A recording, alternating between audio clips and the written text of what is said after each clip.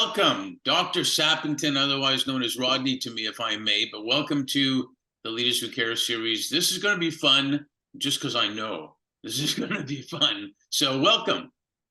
Thank you. Thank you, Mark. I'm super happy to be here. Yeah, it's my pleasure. Great place to start. Not a big surprise is to, if you could briefly introduce yourself. We'll get to the business stuff in a little bit, but just tell everybody, like, where are you? Where do you live now? Where are you from originally? Family stuff. If you want to tell everybody Sure. your favorite color, go for it too. Most importantly, if Okay. it's something you've never told anybody, you want to reveal it to the world now. What the hell? You can do that also if you want. So tell us about who Dr. Rodney Sappington really is. Okay, so I'll tell you a little bit kind of like where I come from, so to speak, my place of birth and all of that. And then give you a little details on professional, but then I'll go into my childhood if that's okay, because I think childhood, one, we exceed childhood, but we come from childhood, right? We grow up. I was born in San Diego, California. And that sort of being born into sunny California and San Diego was really kind of a blessing of the draw, so to speak, is that, it was not just sunshine, but it was kind of massive play. My parents were from a generation that they didn't fear that there was someone stalking their kids. In fact, they didn't want to see their kids until dinner time. And I don't mean that in an uncaring way. I mean that as just a practical way. And so when we would go into canyons that went into mountains or went into foothills and went into cattails and went into, runoff from streams. And so my childhood was very much in nature, but also very much in imagination. So I had the ability, or I should say the freedom, to be able to imagine and play in nature and with friends, and then really come back for dinner. And be at the dinner table, be with parents, be Sorry to interrupt. Did you come back for dinner, or was it mom saying, Rodney, dinner? No, definitely. There was definitely the yell. There was definitely the yell, but also I knew kind of around dinner time, Right. so I tried to be close enough I could hear the yell. So the idea of forming close friendships, kind of like posse of kids, having nature really available, like really out my back door, and really having the brain space or head space to be able to have your own thoughts, and be able to play. And basically any sort of neurobiologist or scientist or psychologist will tell you that play is one of the fundamentals of, I didn't know this at the time, of course, but one of the fundamentals of imagination and creativity. And sometimes I think, I have a 9-year-old daughter, sometimes we overstructure her time, but that's a whole nother thing. The point is my background was pretty free flowing, on one level, and I'll get to some details. And then at 16-ish, I got on my bicycle with my girlfriend at the time, and I kind of tricked her a little bit. But she ended up getting on a bicycle too, and we ended up riding across the country from San Diego to New York City. Wow. Yeah. She Actually tricked. started, I did a bike race in Ensenada. So really we started in Mexico, in Baja. And we went across the country. And that was, in a way, that sort of launched me, Mark, into life, if you really want to know. And so you can take that sort of that freedom and so much of what I had, as a boy, as a teenager, and I was very involved in sports too, sports and all kinds of creative pursuits. But being on a bike was kind of a culmination of that, because I was able to kind of determine where we were going. We got into some dangerous situations. We rode a freight train that we should have actually died doing. And was arrested by a federal agent, but he released us. He released us into a hotel, and paid for it. Oh God. Well, he cared. He definitely cared. He definitely cared.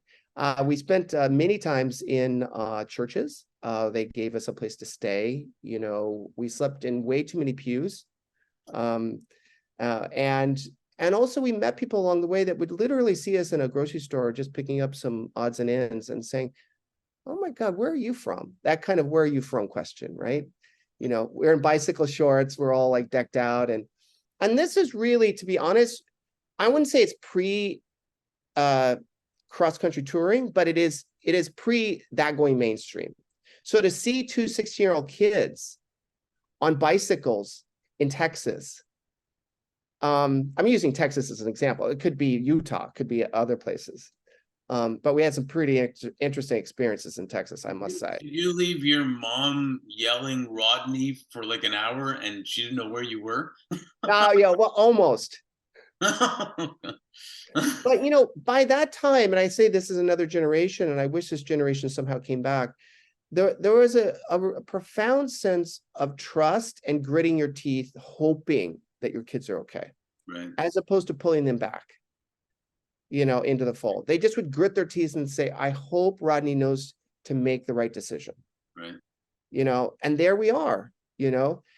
We had some, I could tell you all kinds of stories about what happened on that bicycle trip, and it stays with me and will all probably to my grave. But, you know, one just quickly is I learned and I was told, but you don't, people tell you things until you actually experience it. You don't follow the rules.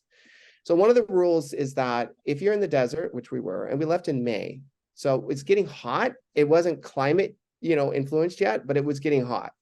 So we left early May because we want to avoid, you know, the Imperial Valley and all of that, you know, Arizona desert heat. And they said, well, if you get in heat, you do not fall asleep. You'll want to fall asleep, but whatever you do, do not, one, do not get off your bike. And two, you may want to. Of course, you need to drink lots of water, but you may want to fall asleep. Don't do that. You won't wake up. Well, It was like really a very strong point that this bicyclist told me. And I kind of, but we got to a place where it was like 50 miles between the next little, whatever you call it, shack, cafe kind of thing. And my girlfriend just got really tired. And we were probably about 10 miles out to reaching this place. And she sat on the side of the road. We were drinking water. And she goes, I'm just going to take a nap. And I remembered, and I said, no, don't take a nap. She goes, don't you tell me, and you know, it was that kind of thing. She goes, let me just rest on your shoulder. And it felt good, her resting on my shoulder. But I remembered, don't let that influence you. I kept her up. I don't know how I got her on a bike and she started pedaling. We made it, but kind of just barely. So the bicycle trip was in a way launching me into adulthood, if I can put it that way. sure. And we ended up in New York City, which I've been spending most of my life off and on for up until probably 4 years ago, since I've been back in LA. So I've learned a lot. That's kind of where I grew up, Mark, is in Manhattan and Queens and some Brooklyn. And so I guess you call it the School of Hard Knocks, but it's certainly the school. I think everybody should, you know, be recommended to do something like that, actually. And there are plans out there, you know, like you have gap years where you're supposed to go travel and things like that, that I think are so valuable because what's the chance you'll ever have to do a trip like that ever again? Oh, I'm going to do it again because I promised myself. I went from West Coast to East Coast, and I promised myself when I got to the East Coast in New York City that I'm going to go from East Coast to West Coast at some time in my life. I'm not quite there yet, Do you know but where I'll. do you know where that lady is still? Yeah, no, actually, I don't. But if I was to find her, I'm not so sure. She would want me to get her on a bicycle. That would be a movie. The X years later, back on the bikes, we're heading the other direction. Yeah, yeah. Just close your eyes and please don't fall asleep in the Exactly. desert. No, that's fascinating. Well, you know this in LA. They always say keep them wanting more, so you can do a sequel. So we may have to just do a sequel just on what happened on that whole trip, type of deal. Oh, that's great. I would love. Believe me, it is definitely very cinematic. I love, I love it. Very cinematic. Yeah. We'll talk about who gets to play you as an actor in the movie or something too. So tell us now a little bit about your education journey. Yeah, I would love to. I would love to, but I'm going to stay a little bit in childhood, just so much because it does talk about my education. Mhm. So, I mean, I grew up in a household that was pretty volatile, to be honest. But, around the immediate family, there was really kind of, I wouldn't say such a split, but it was between artists and scientists. And those conversations were very much a part of the dinner table. As much as the food was, I'm talking mostly in like larger events, like Thanksgiving and other kinds of Hmm. events. The idea that the arts and sciences could actually speak and should be at the same table together was something that it really is imprinted itself in me, and also in, I think, my course going forward. That they are not exclusive, they are really melded at the hip and in every other place. They really are complementary ways of thinking. I tend to think that the way I've learned really more creatively and artistically to think is really the top of the pyramid for me. It allows me to, and I learned that at my dinner table. I didn't learn that at Hopkins. I was reinforced at Hopkins and other places, but I learned that really when one of my relatives says that the moment you can think and hold in opposites, you will achieve high things in life. I didn't really know what he meant, but he drilled me a lot on that topic and tested me with words, with antonyms and synonyms and like wordplay, which I do with my daughter, by the way. So it was a great education about kind of how education was, and I was super disappointed when I finally arrived at education. That's a great point. Just to interject there. There's a lot of definitions of education, and the fact that you're still doing it means a lot in what happened there. Because you say you didn't understand it all, but you probably did, and then you understood it more, and you realize how valuable it was. I don't know how educated the person was that did that with you, but they aren't necessarily educated when they do that. Yeah, no, understood. Understood. These are kinds of experiences in childhood and going forward that weren't necessarily conscious, Mark. They kind of hit on a deeper level, Yeah, if you know what I mean.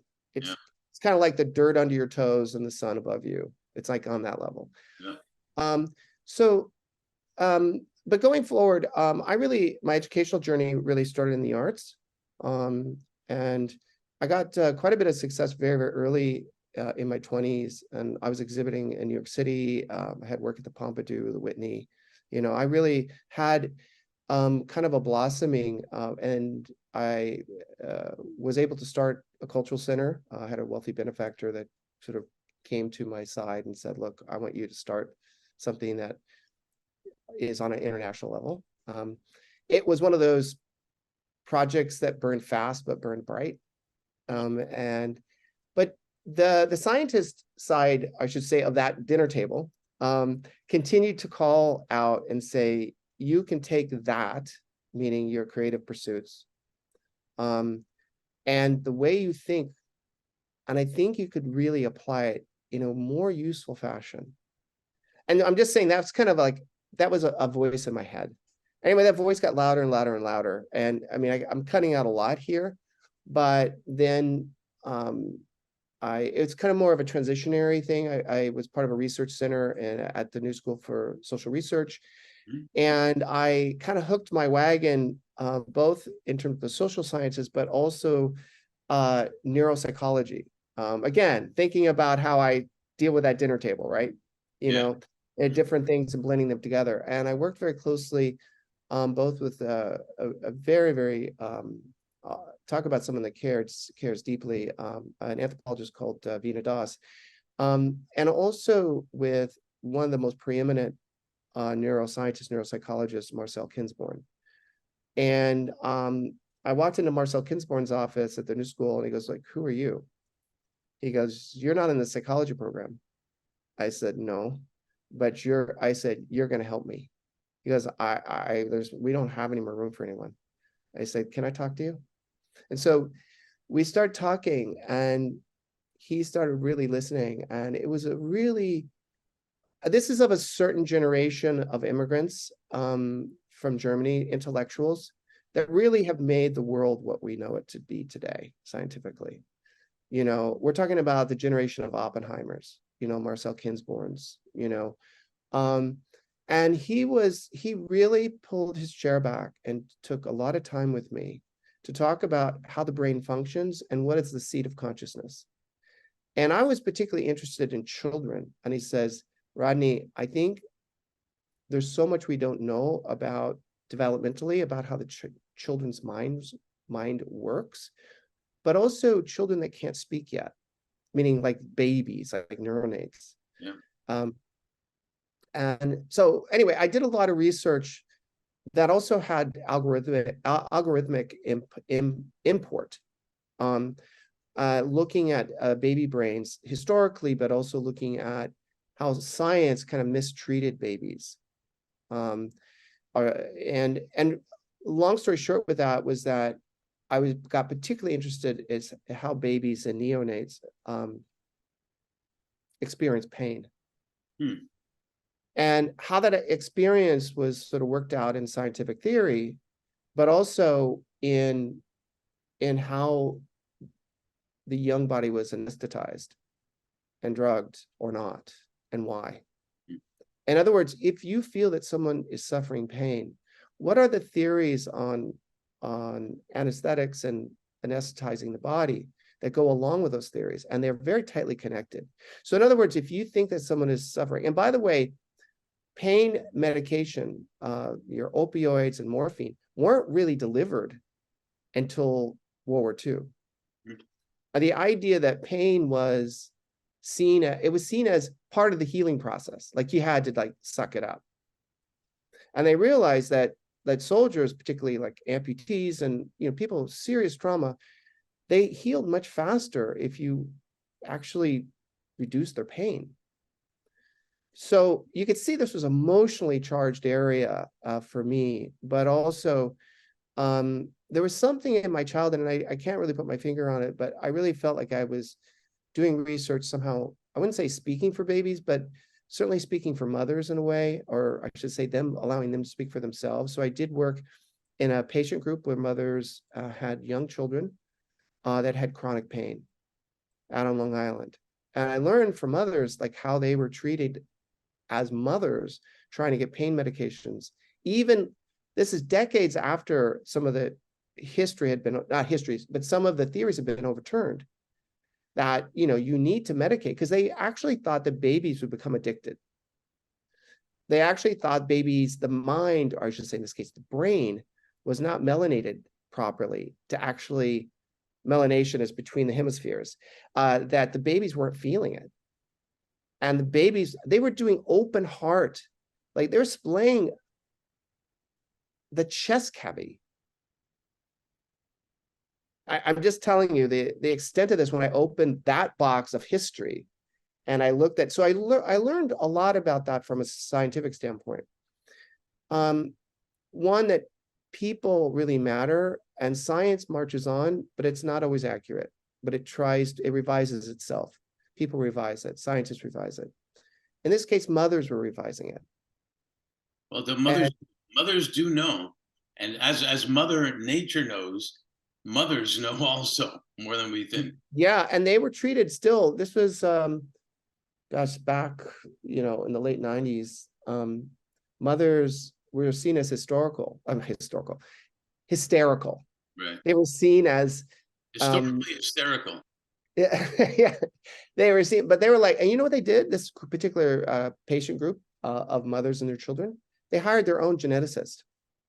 In other words, they were a patient advocacy group, and you kind of ended up not messing with them, like, which I loved. And I saw that evolution as I did research with them, and I was really part of the group. So a number of things I learned there. But anyway, I moved on to Hopkins, and I was really kind of crossing over in my research between, some of the lessons in developmental psychology and neuroscience I learned, but then things caught on fire for me with neural nets, and deep learning and all of that. And so between medicine and medical care and some of the lessons I learned in the structure of the brain, particularly the young brain, I moved into looking more at how we were structuring algorithms, in this case, deep learning, to replicate, if not replicate, but at least to do some kind of simulation close to how the brain functions.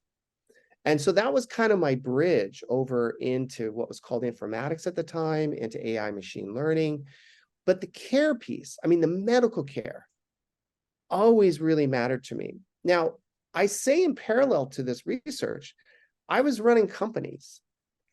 I was, I'm thinking at this very point, probably just a few years later, I was a CTO, CEO of a large, well, it started not large, but we started it, cardiac thoracic practice, and developed a CAD and algorithms to identify cancer, in this case, lung cancer, adenocarcinoma, and the care of not just those patients, but who could we actually care for? Where would we have the impact? Now, I was alone in that. Now, the cardiothoracic surgeons were doing their work. Me as the business and technical leader was kind of like, Rodney, we're just going to save the patients. You just do the business. I'm super not comfortable with that. That's good to hear. Yeah, but that's how medicine does tend to kind of parse out. It tends to take people that are non-MDs, even though I was moving towards finishing my PhD and very clinically oriented. Between you have the MDs that say, don't touch what we do, and then you have the business leaders that say, let me take care of the business. And now you see that's pollination across that a lot. But I'm just saying, I was very uncomfortable with that. And so I said, I think we're treating the wrong patients. And it's like, who are you? I said, it's not that we're not treating the wrong patients. There are patients we're not reaching. Well, what do you suggest? I said, I'll get back to you. So it took me about a month. And I started reaching out to the New York Fire Department and Police Department. And then they led me to basically the people of I should say, first responders, because it broadened, of those that were on the pilot 9/11. And really, I just started pushing really hard to get them through the doors and to scan them and to early detect any kind of anomalies or disease or adenocarcinoma or pulmonary issues that they may have. And they were not being early screened. It really transformed the practice and also my perspective on 9/11. Now, I was alone, by the way, in doing that. And I was getting pushback for about 6 months because we had to give this away for free. That always, speaking of the business side, that always doesn't go real well. Yeah. So everything about this was not sitting very well. Well, But I think usually that's when you probably know deep down, I'm right. I just got to figure out how to make this happen. yeah, well, you have to be your own good soldier and patting yourself on the back, right?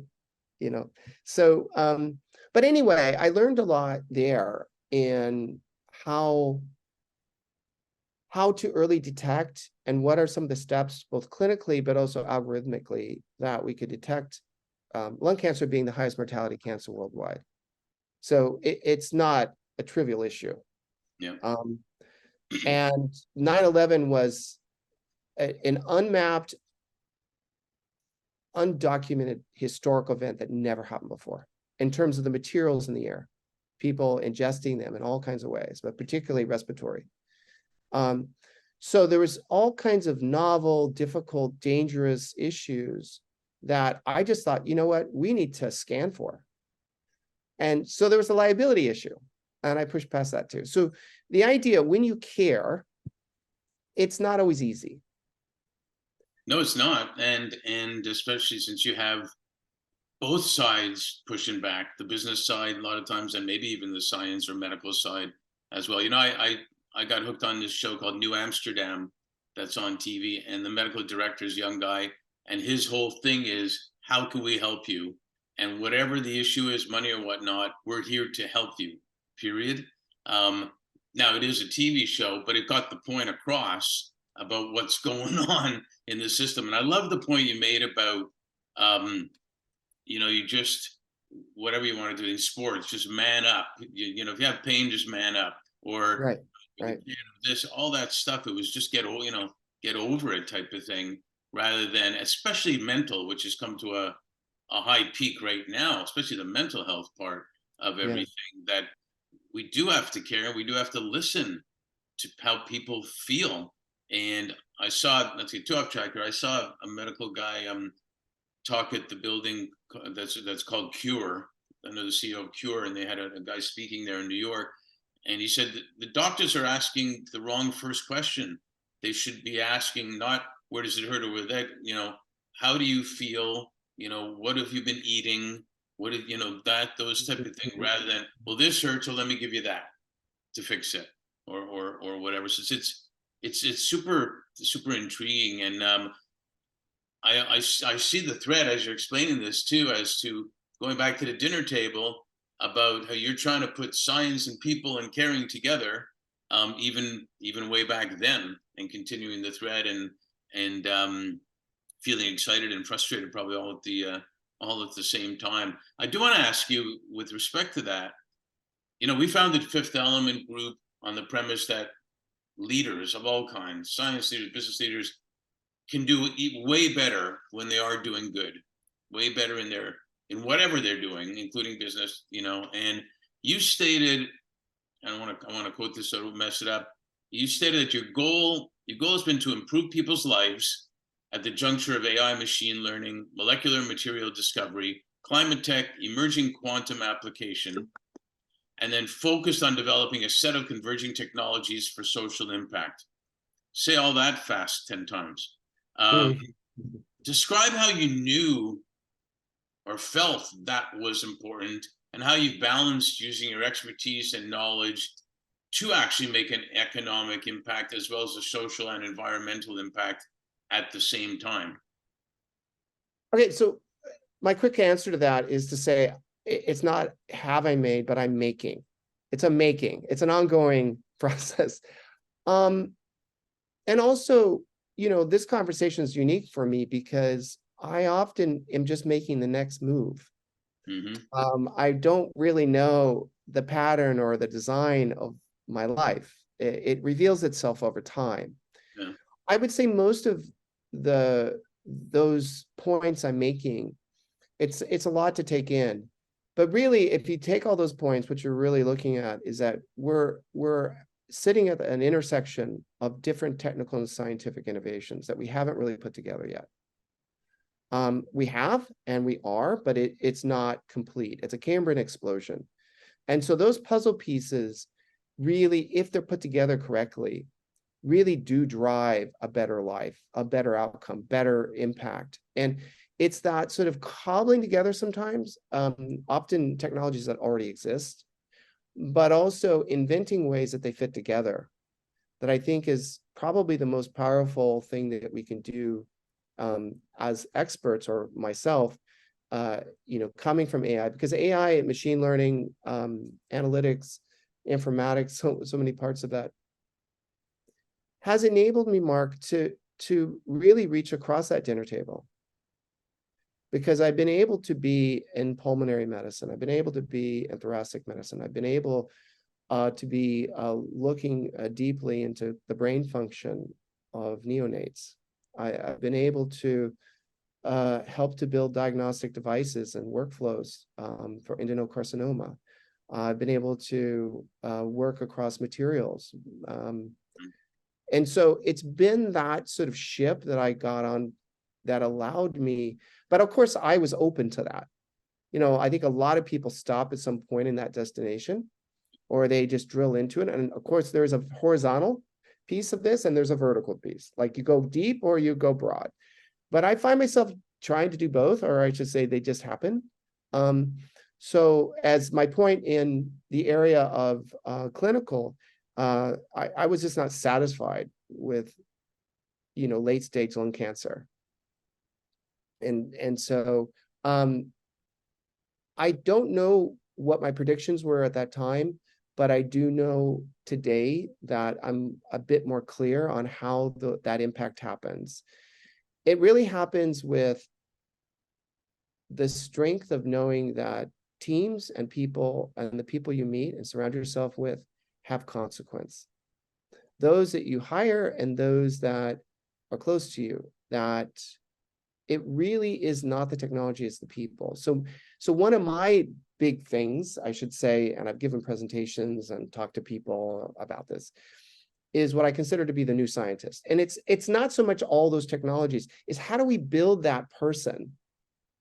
And I don't mean build like a Muskian engineer, like we're going to build the next, a person, but the idea, how do we guide and mentor scientists to think in this creative way, to think across, but also deep about these connections, this puzzle that you're putting together to get the maximum impact, or get at least good impact on a social level, on an economic, on your P&L, and so forth. And I think that is just in my DNA. It just is. It isn't, but I'm still making it. I still am finding ways to connecting those puzzle pieces into a picture that makes impact.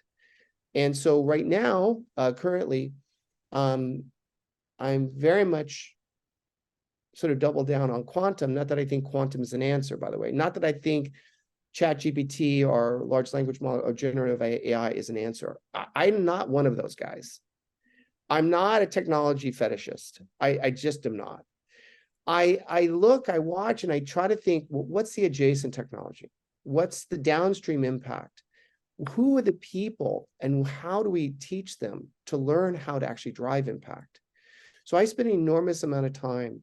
I don't know if this is going to answer your question. It is. Yeah, less in the area of, well, had a rich life in coding and all the scientific and technical pieces to what I've shared with you. But the things that are most valuable is how do I elevate and help to upskill those people to think in this synthetic way. Synthetic means to hold opposites, to take, counterintuitive ideas and not throw them in the trash. And it's that kind of scientist and also creative and artist that I super respect. Look, I'm around scientists, artists, and freaks, and I don't think that's ever going to change. It's a tough life, but somebody's got to do it. The idea is that I just don't want my life to be, it's not whatever I do or don't want. It just happens to move in this direction. So focused on that Cambrian explosion is really focusing on the persons that are in that organization that I'm responsible for, or I participate in, and so forth.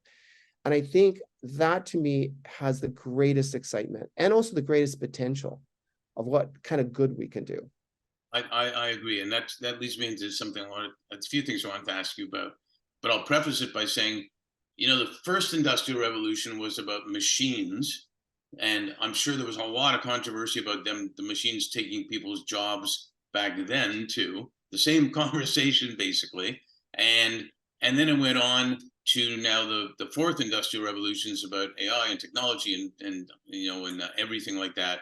And the fifth is becoming pretty well recognized as humanity, to get to what you're talking about, and the intersection to have really good results of impact and talent to make your business and everything better. So I also quoting you on this, you've had accomplishments of bringing together collaborative and high performing teams across the sciences, leading and building profitable businesses and service lines at scale. That's something leaders are constantly trying to do, and some of them can do it, but a lot can't. Not because they're bad people, but putting them together is a big deal. So a couple of things I want to ask you, no particular order. Have you ever gotten, I see this in sports a lot, you get a superstar that becomes a coach of a team and gets frustrated that the players are not playing the way he knew he played because he was a superstar where it was natural? Yeah. I hear you. And now he can't get these guys to do it. How come you can't do that? I don't understand. So do you ever get frustrated at people that you're trying to advance, but they just aren't getting it or not fast enough or whatever? Only arrogance pisses me off. Mm-hmm. Good answer. So there are what people, I almost want to say stupidly, call low and high performers. I think those terms are really unfair. There are people that are more productive, that's for sure, and they're called high performers, and people are less productive and they're called lower performers. But if you look at the culture of trust that you're building, which is necessary, you'll find that the low performers are doing other things to keep, the garden growing, so to speak. Right. It's a good point. And they just are not recognized. I'm not saying all low performers are good, and nor am I saying all high performers are arrogant. But I'm saying that often low performers, in their job, performance, review and things like that, kind of are not seen for the value that they bring. And high performers are seen too narrowly for the performance that they bring. And so I think that I've also super failed at building teams, Yeah. But I've learned to fail less. And one of the keys to that, or I should say some of the keys to that, is transparency, trust, and basically do by example what you're asking others to do. And you can't all do everything, but it's more of a general ethos of honesty and authenticity. These are big words, so maybe I'll ground it in some experience, some cases. So let's see. Well, let me, unless you got Yeah, I could go into cases because I think these are big words when you say authentic or authenticity and trust. So, but go ahead, you tell me where you want me to go. Well, maybe this will add to what you're going to say. So, in my layman words, I compare a lot of things to sports and teams. And you talked about, low performing and whatnot, but very often the utility player on a baseball team or the guy that's not the star on the hockey team does play a big role to win the championship, including with the superstar of the team. And also, if they trust the coach and the coach trusted them to put them out in critical situations, they come back saying, he really does believe that I can do this. Yes. And the coach stretches that person beyond what they ever thought they could do. That seems like a lot of what you're talking about also. It very much is, and I'll give you two coach examples, two sports examples. One is I think I was 8 or 9, and I started going to the boys' club, kind of close by where we lived. And there was this coach who came up to me and says, "Hi, is your parents here?" And I said, "Oh, they're going to be picking." So anyway, he talked to them. He goes, "I want to take your son and turn him into a wrestler." Wrestler? And my mom's like, and they talked to me, "Do you want to wrestle, Rodney?" I must have done something, wrestled with someone. I don't remember, but it wasn't anything formal. He really believed in me and took me all the way to the Olympic trials. Wow. Yeah, I mean, and he was also a football coach. And but then another time I remember, and he said, "I believe in you, Rodney." He said those words. Another, and I've had this along my journey in my life, and still today, people will say they believe in me in some form or another. And I can't tell you what it does to the soul, because it doesn't go to the brain. It goes directly to kind of your solar plexus, something inside of you. There was another point. This is a football, since you bring up sport, I'll just said, I think I was a sophomore. I was like full, just minted sophomore in high school. And the coach says, "I want you on varsity." So he goes, and my uniform didn't fit. My helmet was too big. I mean, so I just was super awkward. He goes, and so that it started, blah, blah, blah. I don't know, second quarter, and he goes, "Rodney, I want you out there."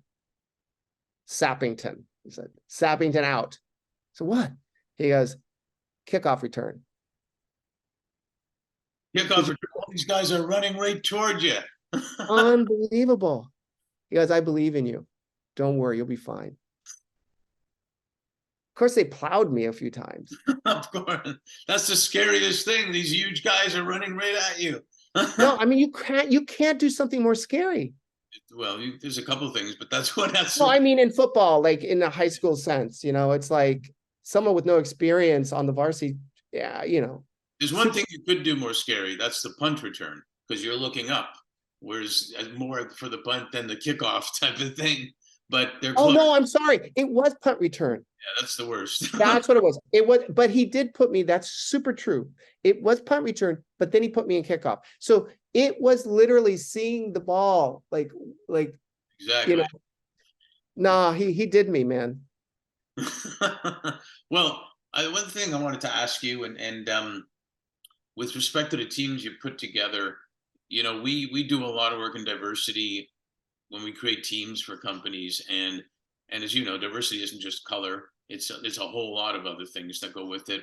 And talk about a little bit about what you think of diversity, and I mean, one of the points you raised was imagination, diversity, and that type of thinking, also creativity, imagination to make things happen. Yeah. So maybe I'll just start with someone that I hired maybe a year or so ago. And my hiring, I'll say practices are, you know, it's several interviews. And the last interview, I was pretty sure, I'd say 65% that I was going to hire this person. I said, may I ask you a question? She goes, sure. She goes, I said, why do you want this job? And let me ask you, why also would you want to work with me as the CEO? I think you have a sense of me. You've done your research. She goes, I think this job and I think working with you will help me become my uh, best version of myself. I said, okay.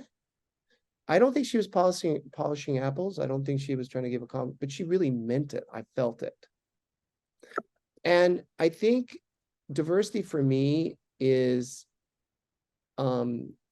it's about background, but mostly about perspective. I know that a lot of the work we do in machine learning and AI is biased, and it's biased for this reason, that we have people that just don't see what they don't know. It's from background, it's from perspective, it's from seeing a loan turned down, it's from seeing that you can't quite get a mortgage, or you get sidelined in a social media chat room in bizarre ways, or you get advertised to in strange ways, or the sensors don't recognize your hands because of the color of your hands in a bathroom. It's like, I mean, the list is so numerous that people that are designing systems are not, they're designing for themselves. And we need people to design for the spectrum of the people we are in this country, right? And so I've seen diversity. So I hire for perspective. I don't hire just for background, but what happens when I hire for perspective, the background comes.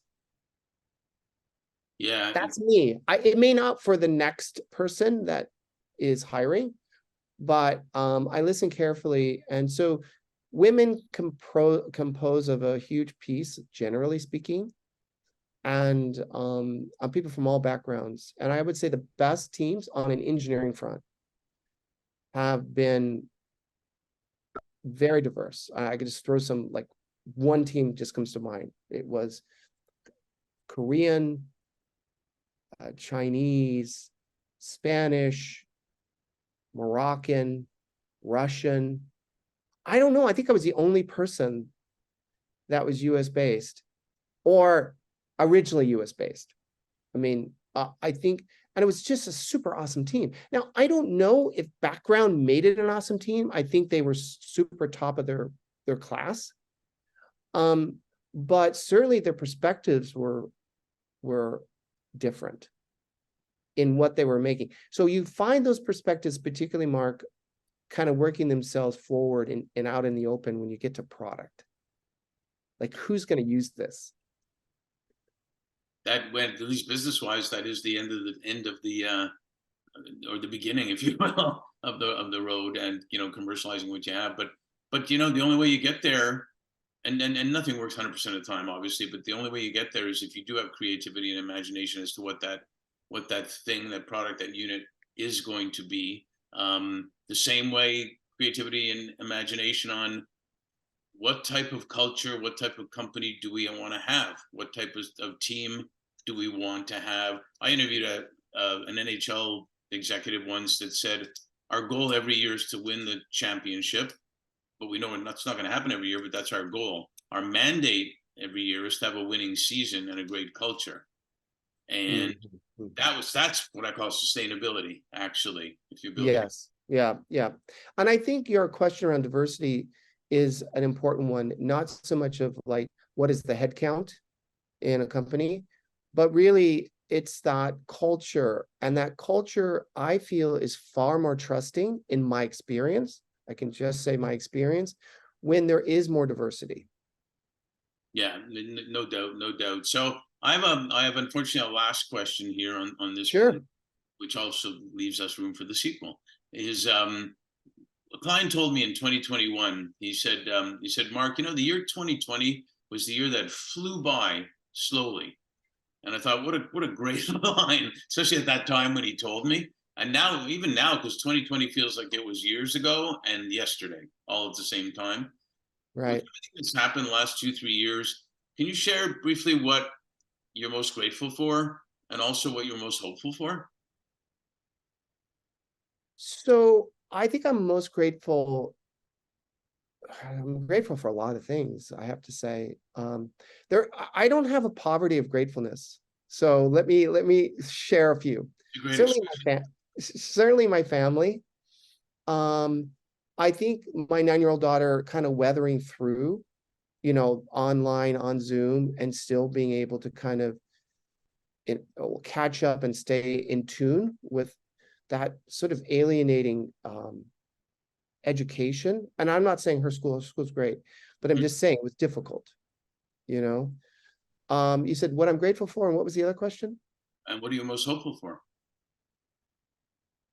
I'm most hopeful that I meet more people like you, like the people that are thinking towards impact and good and actually doing something about it. That we get out of the rhetoric and we get rubber to the road. And it's not always easy, but that we come together in companies and groups, in R&D and technology and in our co-writing projects, and that we actually prove, like, for example, in impact investing, that, it's important that the transparency in impact investing and transparency we have in our companies, they're sisters, and that we can drive people towards where we're headed, not because we think what we're doing is the most incredible, but we have an existential crisis on our hands, and it's not going away, and it's accelerating. So you're hopeful though, right? I am hopeful that people get it together, Yeah. because I think a lot of us are deadline driven. Unfortunately, this is an existential one. And I'm seeing a lot of movement. My hope is I see a lot of movement on the climate side. I see a lot of movement where AI and machine learning is driving towards better outcomes, for social cohesion as opposed to separation. I'm seeing a lot more people aware of the addictive capacity of some of the gaming and social media for our children. In other words, I'm seeing people making an adjustment and actually changing behavior, as well as companies changing companies and investors thinking, oh my God, we may not have democracy. We better make sure we invest in that. So I think these are super helpful signs. And I do think we're going to win that war or wars. Well, I'll second that motion. Hey, I'm grateful that you are a leader who cares about people using technology and just people in general. And I'm also grateful for having you as a new good friend, relatively new good friend. So I really appreciate that. And I agree with you. We got to be hopeful, and there's good things happening, and we got to, if everybody smiles at someone new every day, maybe something really good can happen, from that. So thank you for this. Thank you for sharing and being you. And we'll see you on the sequel. Sounds great, Mark. Thank you.